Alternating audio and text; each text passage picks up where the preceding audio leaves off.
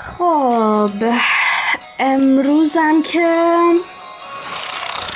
شنبه است و هوا خیلی بارونی و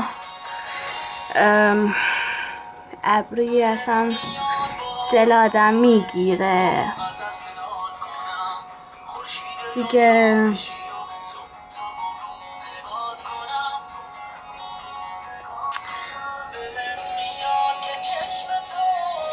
خلاصه دلمونم گرفته، خوش به حال اونایی که الان ایرانن. واقعا الان از تنها چیزی که از خدا میخواستم واقعا اینه که من الان ایران باشم.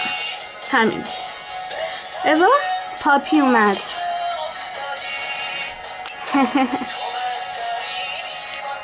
ایوا اومد بیرون.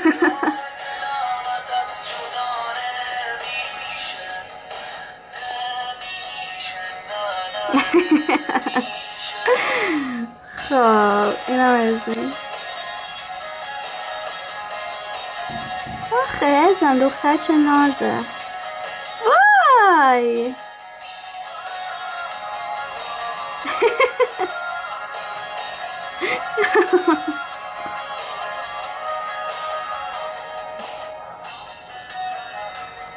وای عزیزم.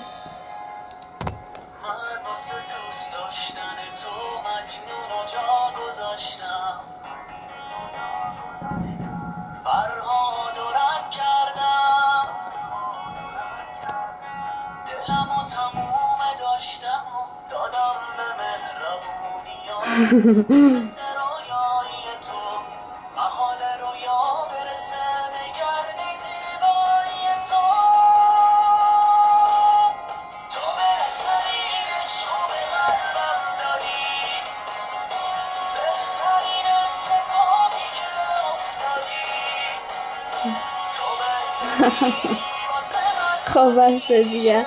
اونورم اون زنه همسایه، اونورا هم مثلا که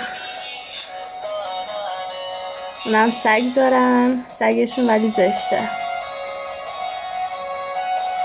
اوه اوه اوه نکنه منو دید. اونا هاشش پاپیشون الان میاد. رفت بالا.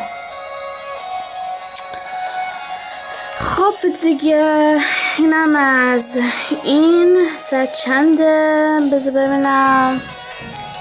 ساعت چنده؟ تو بهترینی.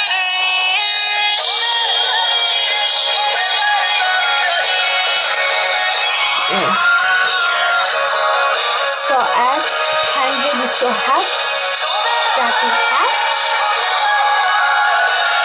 و فعلا خدافظ.